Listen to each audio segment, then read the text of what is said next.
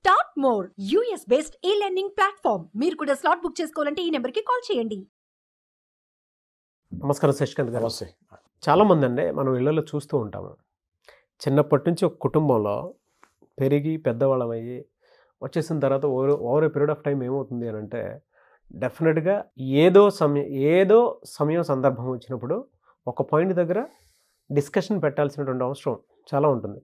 అది regular discussion కంటే కూడా చాలా సెన్సిటివ్ ఏరియా లాగా తయారైపోయి ఎమోషన్స్ హైలో అయిపోయి తెలియకుండానే గొడవలు వచ్చేటువంటి పరిస్థితికి వచ్చేస్తుంది. అదే ఆస్తి. ఆడపిల్లకి ఆస్తిలో వాటా ఇవ్వాలా వద్దా అనేటువంటి సందిగ్ధంలో ఏదైనా సరే చిన్నప్పటి నుంచి పెరిగినటువంటి వాతావరణాన్ని కూడా పక్కన పెట్టేసి అక్కడికక్కడే ఏజ్తో సంబంధం లేకుండా అప్పటి వరకు బాగా పెరిగి వీళ్ళ పిల్లలు వాళ్ళ పిల్లలతోటి బాగా ఉండి ఈవిడేమో అత్తయ్య అనిపించుకుంటుంది, ఆవిడేమో మావయ్య అనిపించుకుంటాడు, బాగానే ఉంటుంది. ఒక్క టైంలో మాత్రం ఆ పిలుపుకి అర్థాలు కూడా మారిపోతాయి. ఇద్దరిది అన్నయ్య అనేటువంటి దానికి ఇటేపు అర్థం మారిపోతుంది, చెల్లి అనేటువంటి దానికి ఇటేపు అర్థం మారిపోతూ ఉంటుంది, అక్క అనేటువంటి దానికి అటేపు అర్థము, తమ్ముడు అనేటువంటి దానికి ఇటేపు అర్థం మారిపోతూ ఉంటుంది. ఆడపిల్ల అంటే అలా వచ్చేస్తుంది సార్. ఆస్తి పంపకాలు అనేటప్పటికీ ఒక తెలియని ఇది వస్తుంది. ఎందుకు వస్తుందో తెలుసా? మీరు చెప్పండి ఎందుకు వస్తుందో. ఇప్పుడు చిన్నప్పుడు పెళ్ళి కానంత వరకు పిల్లల్లో ఏం డిఫరెన్స్ ఉండదు. ఓకే, ఈ డిఫరెన్సెస్ అన్నీ ఎందుకు వస్తాయంటే నాగరాజ్ గారు యాజ్ ఎ లాయర్ నేను చెప్పాలి క్లియర్గా. చూసే వాళ్ళు ఫీల్ అవుతుంటారు ఆడియన్స్, బట్ అది ఫ్యాక్ట్. అది వాళ్ళ గుండెల మీద చేసుకొని చెప్పామని నేను చెప్పేది కరెక్ట్ రాంగ్ కూడా. ఎందుకు వస్తుందంటే ఆస్తి తగాదాలు ఎందుకు వస్తాయంటే ఈ 23-24 ఏళ్ళు వచ్చిన తర్వాత పిల్లలకి పెళ్ళి చేస్తారు.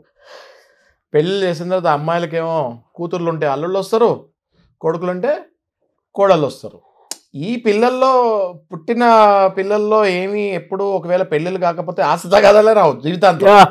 వీళ్ళకి పెళ్ళిళ్ళు అయ్యి ఎప్పుడైతే అవుట్ సైడర్స్ ఎంటర్ అయ్యి ఫ్యామిలీలోకి అల్లుడులా కాకుండా కోడల్లాగా కాకుండా అలాంటి వాళ్ళు ఎప్పుడైతే ఫ్యామిలీలో ఎంటర్ అవుతారో, మన పిల్లల్లో ఎప్పుడైతే కలిసిపోరో వాళ్ళు, అప్పుడు ఆస్తి తగాదాలు వస్తాయి. చాలా ఫ్యామిలీస్లో అల్లుడు కొడుకులాగా కోడలు కూతురులాగా ఉంటారు, వాళ్ళల్లో ఆస్తి తగాదాలు రావు.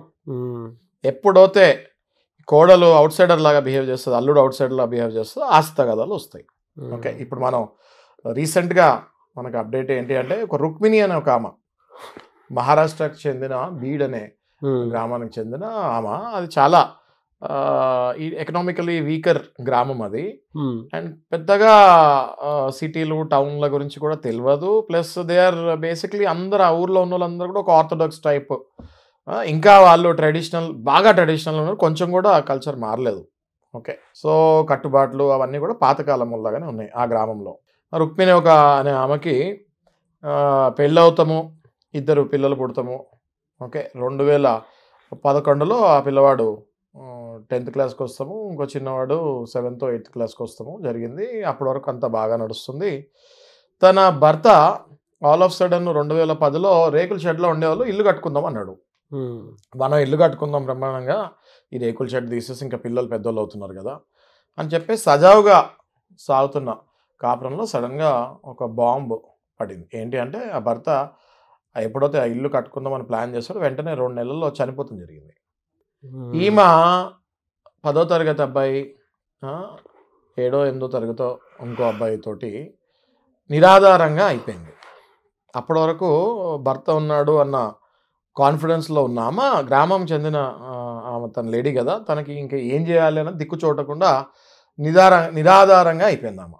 అయిపోయేసరికి అది ఒక 3-4 ఏళ్ళు బండి నడిపింది. వాళ్ళ ఆయన సంపాదించిన ఆస్తిలో బండి నడపడం జరిగింది. ఆ తర్వాత సడన్గా ఒకరోజు తండ్రి కూడా చనిపోవడం జరిగింది 2016లో. తండ్రి చనిపోయిన తర్వాత అప్పుడు ఏం జరిగిందంటే 2 కొడుకులు ఉన్నారు, అంటే ఈమెకి అన్నదమ్ములు. 2 కొడుకులు వచ్చి తండ్రి ఆస్తి అమ్మేయాలి అని చెప్పి కూతుర్లకి సిగ్నేచర్ తీసుకోవాలి కదా. ఇప్పుడు ప్రతి ఒక్కళ్ళ సిగ్నేచర్ తీసుకోవాలి ఇంట్లో. All the legal heirs has to sign during the registration. ఇది ఇంకా చాలామంది తెలియదండి, దౌర్భాగ్యం అది. ఓకే, సో లక్కీగా ఈ రుక్మిణి 2016లో ఎవరో చెప్తాం జరిగిందో, ఎక్కడో ఇంటం జరిగిందో, తిను సైన్ చేస్తే తినకి ఏమి డబ్బులు ఇవ్వకుండా సైన్ అడిగారు వాళ్ళు. ఓకే, సైన్ చేస్తే ఆస్తి రాదేమో అని చెప్పి ఆగి సైన్ చేయకుండా నా ఆస్తి నాకు కావాలి అని అడిగింది. అర్థమైందా మీకు? అప్పుడు అన్నదమ్ములు ఏం చేశారు, అట్లా వస్తావా నువ్వు అని చెప్పి వెళ్ళి రెవెన్యూ ఆఫీస్లో మేనేజ్ చేసుకొని ఈమె సైన్లు ఈమె ఇంప్రెషన్లు అన్నీ ఫ్రాడ్ చేసి రిజిస్ట్రేషన్ చేసేసుకున్నారు ఆ ప్రాపర్టీ. ఈమెకు ₹1 కూడా వస్తుంది జరగలేదు. అయితే వాళ్ళు చేసిన చాలా పెద్ద తప్పు ఏంటి అంటే ఈ ఇద్దరు అక్క చెల్లెలు వీళ్ళు, ఈ అక్క చెల్లెలు కాకుండా తన తల్లికి కూడా తెలియకుండా ఈ రిజిస్ట్రేషన్ చేసేసుకుంటాం జరిగింది మొత్తం టోటల్ వాళ్ళ ఫాదర్ ఆస్తి మొత్తం. ఓకే, సో ఈ రుక్మిణికి ఆ విషయం తెలిసి రెవెన్యూ ఆఫీస్కి వెళ్తాము, అధికారులతో చాలా గట్టిగా మాట్లాడతాము, మీరు ఇవ్వకపోతే నేను తగిన యాక్షన్ తీసుకుంటానని చెప్తాము. క్లియర్గా లాయర్ని అప్రోచ్ అయ్యి వెళ్తాం జరిగింది. ఈ దెబ్బతోటి తెల్లారే ఒక అధికారి ఈమె ఇంటికి వచ్చి కాళ్ళు పట్టుకున్నాడంట. అమ్మ పై అధికారులకి చెప్పకండి, 100% మాది తప్పు జరిగింది అని చెప్పి దాని తర్వాత కొద్ది రోజులకే మళ్ళీ వాళ్ళ అన్నదమ్ములతోటి అధికారి వెళ్ళి మాట్లాడి మన మీద అందరి మీద చీటింగ్ కేసులు, ఫ్రాడ్ కేసులు, ట్రెస్పాస్లు చాలా పడతాయి, మనం ఇంకా జైలు నుంచి బయటకు వచ్చే పరిస్థితి ఉన్నది వాళ్ళని కన్విన్స్ చేసి మళ్ళీ తిన ఆస్తి వచ్చేటట్టు చేసుకుంది. ఎవరు? బీడు ప్రాంతంలో మహారాష్ట్రలో ఎక్కడో ఊరవతలు ఉన్న గ్రామంలో ఎవ్వరు చదువుకోని ప్లేస్లో. అర్థమైందా మీకు? ఈ మధ్యలో ఏం జరిగిందో తెలుసా మీకు? ఆ గ్రామస్తులు అందరూ వచ్చారు, ఎవరో మగవాళ్ళు అందరూ ఉంటారు కదా, వాళ్ళందరూ వచ్చి మాకు చెప్తాం జరిగిందంట, ఆడపిల్లవి నీకు ఆస్తి ఎందుకు ఇస్తాం మేము, మీ అన్నదమ్ములు చెప్పి మీ అన్నదమ్ముల మాట వినండి, అట్లా రాదు మీకు ఆస్తి అని ఎందుకు చెప్పారు తెలుసా? గ్రామంలో అందరూ మొత్తం గ్రామస్తులందరూ అక్కచెల్లెలందరూ లేచారు. అర్థమైందా మీకు? గ్రామంలో ఉన్న అన్నచెల్లెల అందరు బంధాలన్నీ అప్పుడు అందరు చెల్లెలందరూ బయటకు వచ్చారు. అన్న మరి రుక్మిణి తెచ్చుకుంది ఆస్తి, మరి మా ఆస్తి నువ్వు కాజేసి చాలా ఏళ్ళైంది కదా, ఏమైందని గ్రామంలో రివల్యూషన్ తెప్పించింది ఈ రుక్మిణి. అదేందా లేదా? సో 100% మరి రుక్మిణికి అభినందనలు చెప్తున్నాను. అందులో ఎంతో ఆ గ్రామంలో ఉన్న అందరు అమ్మాయిలు ఇప్పుడు ఆస్తులు తెచ్చుకునే క్రమంలో ప్రోగ్రెస్లో ఉన్నారు. టకా లాయర్ ఖర్చులు కూడా లేవు ఇంకా, ఎందుకంటే రుక్మిణిని చూపించి ఆస్తి. లాయర్ ఖర్చులు కూడా లేవు వాళ్ళకి, ఆ ఊర్లో ఉన్న అమ్మాయిలకి. రుక్మిణిని చూపిస్తాము, ఇదిగో ఈ పద్ధతిలో వెళ్తాం, లేకపోతే అనగానే ప్రతి అన్నదమ్ములు వచ్చి ఆస్తి ఇస్తాం జరిగింది. ఇది బేసిక్గా చాలా మంచి అప్డేట్. ఇది ఎందుకు మనం డిస్కస్ చేసుకుంటామంటే నాగరాజు గారు, సిటీలో ఉండి చదువుకున్న అమ్మాయిలకు కూడా ఇంకా ఇవి తెలియదు, చాలా తెలియదు. అయితే వీళ్ళు ఏమంటారంటే సహజంగా ఇలాంటి గొడవల్లో ఏమవుతున్నాయంటే అన్న తమ్ముళ్ళు ఏమంటున్నారంటే పెళ్ళప్పుడు మేము ₹1,00,00,000 ఖర్చు పెట్టాము, ఇంక ఈ ఆస్తి ఎందుకు ఇస్తాం మేము అని అంటున్నారు. చట్టం పట్ల అవగాహన లేని వాళ్ళు. ఓకే, అయితే మనం ఇందాక నాగరాజు గారు మన ఇద్దరం పర్సనల్గా విశ్లేషణ చేసినప్పుడు కూడా మాట్లాడుకున్నాం, దీనికి ఒక సొల్యూషన్ ఉంది. ఏది? సరే పెళ్ళప్పుడే మీరు ఆ అమ్మాయికి చెప్పండి, ఇదిగో అమ్మ మేము ఇంత ఖర్చు పెడుతున్నాము, మీకు 2 కోట్లు ఖర్చు పెడుతున్నాము, ఇంత బంగారం ఇస్తున్నాము, ఇది చేస్తున్నాము, పెళ్లి చేస్తున్నాము, ఇదిగో ఇంత క్యాష్ నీకు గిఫ్ట్గా ఇస్తున్నాము, కట్నం కాదు నీకు గిఫ్ట్గా ఇస్తున్నాము అని చెప్పి రిలిక్వెష్మెంట్ డీడ్ ఉంటుంది ఒకటి. ఓకే, ఆమెకు అన్నీ చెప్పాలి. ఇదిగో అమ్మ ఇప్పుడు ఇది అమ్ముతే ఇంత వస్తుంది, ఇది మేము అమ్మదలుచుకోలేదు, అమ్మకుండా మేము ఇంత ఖర్చు పెట్టి నీకు ఇస్తున్నాము, నీ ఇష్టపూర్వకంగా నువ్వు ఓకే అయితే ఇలా ఇస్తాము, మరి ఇది ఆస్తి అమ్మిన తర్వాత రేపు పొద్దున నీకు చేసిన అప్పులు తీర్చుకోవాలి, మేము అప్పు చేస్తున్నాం ఇదంతా అని రిలిక్వెష్మెంట్ డీడ్ ఉంటుంది. ఆ అమ్మాయికి చెప్పి రూల్ ప్రకారం నీకు ఇందులో హక్కు ఉంది, కానీ మేము అప్పు చేసి నీకు పెళ్లి చేస్తున్నాము, ఈ తర్వాత అమ్ముకుంటాంలే అమ్మా అని చెప్పి కన్విన్స్ చేసి రిలిక్వెష్మెంట్ డీడ్ తీసుకోవచ్చు. మీరు చెప్పినటువంటి ప్రాసెస్ విన్న తర్వాత ఏ అన్న అయినా సరే అలా చేయాలని అనుకుంటారు. కరెక్ట్. బెటర్ మొహాటం లేకుండా అలానే చేయండి, అందులో తప్పేమీ లేదు.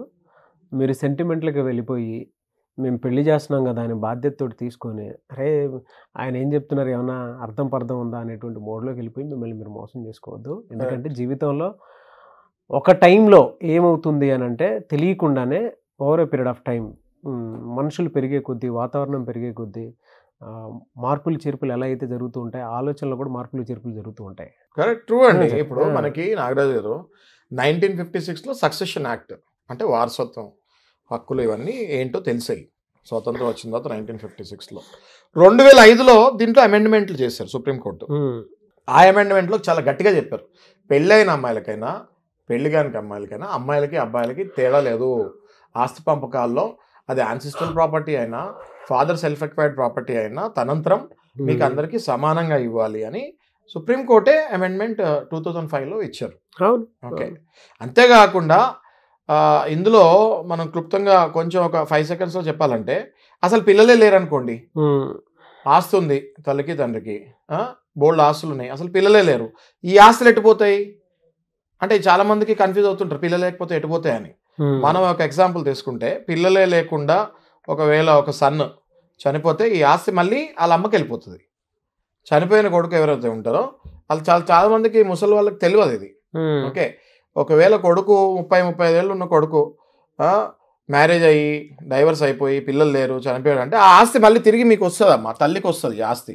ఓకే, ఒకవేళ పెళ్ళయి భార్య పిల్లలు ఉన్నా కూడా ఒకవేళ ఆయన చనిపోతే ఈ ఆస్తి భార్యకి పిల్లలకి తల్లికి కూడా వెళ్తుంది ఈ ఆస్తి.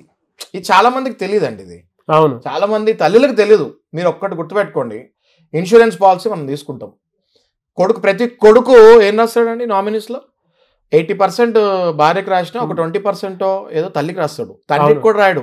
అవును మీరు అబ్జర్వ్ చేయండి, అవును, తండ్రికి కూడా రాయడు, తల్లికి మాత్రం కంపల్సరీ ఇంత పర్సెంటేజ్ రాస్తాడు. అవును, అది ఎందుకు, అది ఏంటి ఆయనకి చట్టంలో తెలిసి కాదు, సహజంగా రాసేస్తారు.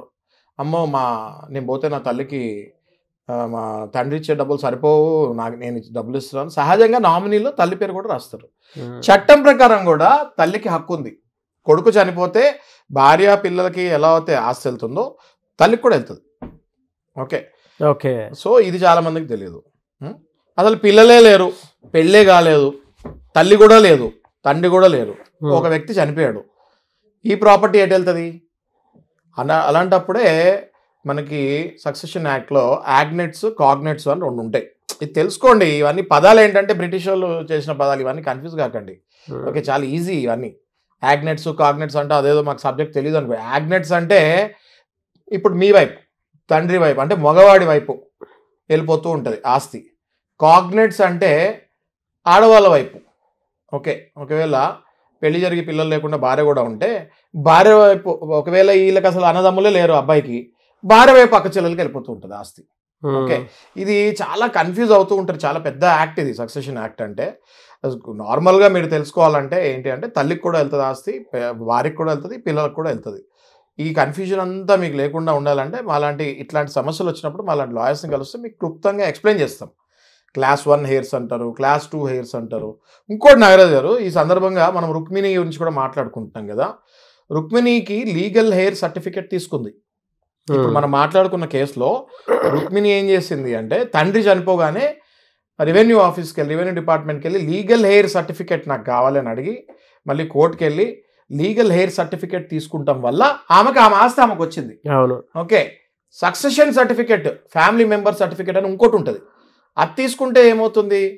ఫ్యామిలీ మెంబర్ సర్టిఫికేట్ ఈ గవర్నమెంట్ నుంచి రావాల్సినవి కూడా వాళ్ళ ఫాదర్కి ఏమైనా ఉంటే అందులో కూడా మళ్ళీ ఈమెకు రావాల్సిన భాగం ఈమెకు వచ్చేస్తుంది. ఓకే ఓకే, ఇవన్నీ చాలా మందికి తెలియదు. ఓకే, సో మేము కంటిన్యూ కేసులు చేస్తూ ఉంటాం కాబట్టి మాకు ఐడియా ఉంటుంది. ప్రతి అమ్మాయికి 2005 యాక్ట్ అమెండ్మెంట్లో ఆస్తి హక్కు బ్రహ్మాండంగా ఉంది. మీరు ఏ టైంలో అయినా మమ్మల్ని అప్రోచ్ అవ్వచ్చు. మీ రైట్స్ ఏంటి, మీ హక్కులు ఏంటి అనేది క్లుప్తంగా చెప్తాం. దాన్ని బట్టి మనం మళ్ళీ యాక్షన్ తీసుకోవచ్చు. ఇప్పుడు మనం ఫర్ ఎగ్జాంపుల్ ఇందాక మాట్లాడుకున్నాం రేమండ్స్ వాళ్ళది. ఓకే, ఏం మాట్లాడుకున్నాం రేమండ్స్ వాళ్ళది? విజయ్ సింఘానియా తండ్రి, అస్సలు ఓనరు రేమండ్స్, గౌతమ్ సింఘానియా కొడుకు.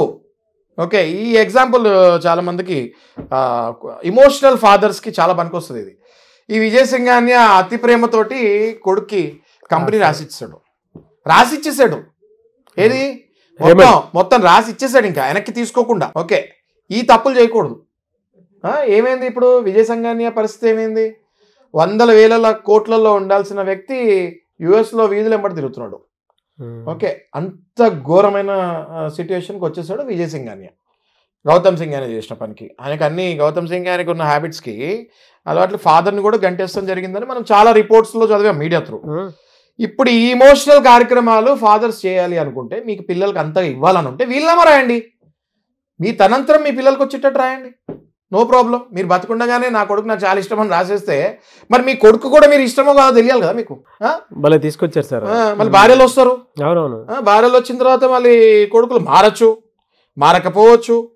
మారిన కొడుకులతోటి ప్రాబ్లం కదా. Yes or no? సో ఇందులో ఇంకొకటి ఉంది, వీలునామా రాయండి. లేదు వీలునామా కూడా కాదు, నేను బతుకుండగా నేను ఇవ్వాలనుకుంటే గిఫ్ట్ డీడీ ఇవ్వండి. గిఫ్ట్ డీడీ ఇచ్చిన తర్వాత ఒకవేళ మీ కొడుకు నిన్ను సరిగ్గా చూసుకోవట్లనుకుంటే మళ్ళీ గిఫ్ట్ డీడీ క్యాన్సిల్ చేయొచ్చు. అంతేగాని సేల్ డీడ్ చేయకండి, మళ్ళీ వెనక్కి తిరిగి రాని రిజిస్ట్రేషన్లో చేయకండి. కొంచెం గ్రిప్లో పెట్టుకొని మీ ఆస్తులు మీరు ఇవ్వండి. ఓవర్ ఇమోషనల్ అయితే మళ్ళీ వీధెంబడి తిరగాల్సి వస్తుంది. ఓకే, ఇది నేను చెప్పండి నారాజు గారు. No words to say an fantastic explanation.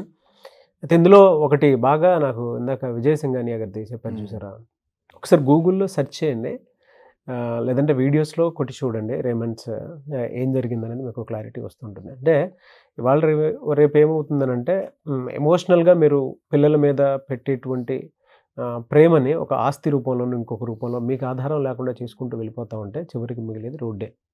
మనం ఎవరిని బ్లేమ్ చేయాల్సినటువంటి అవసరం లేదు.